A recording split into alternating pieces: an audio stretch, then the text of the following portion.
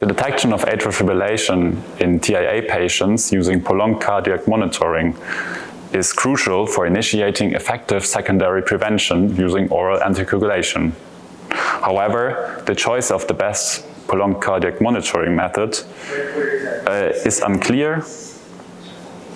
However, the choice of the best duration and monitoring strategy to detect atrial fibrillation is uncertain, as most evidence is taken from mixed stroke TIA patients at the moment.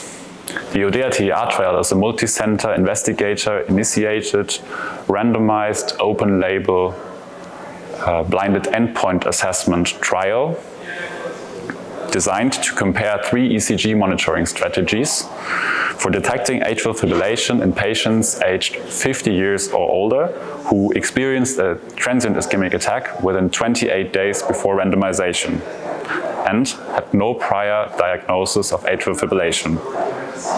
The participants are randomly assigned in a 1:1:1 ratio stratified by age and center and randomized into 3 groups.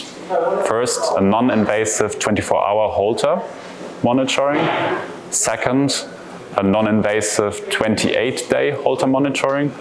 And third, an invasive implantable loop recorder monitoring for 24 months.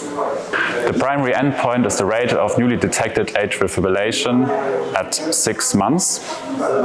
And secondary endpoints include AF detection at 12 and 24 months. And the overall prevalence during the study follow-up of atrial fibrillation.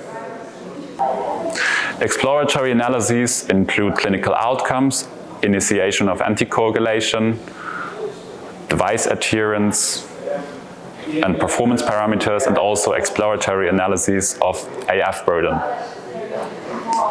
And there's also a sub-study that investigates the usefulness of blood-based biomarkers, specifically in TIA patients. Overall, ODEA-TIA aims to establish evidence-based ECG monitoring strategy for detection of atrial fibrillation to improve secondary prevention in TIA patients.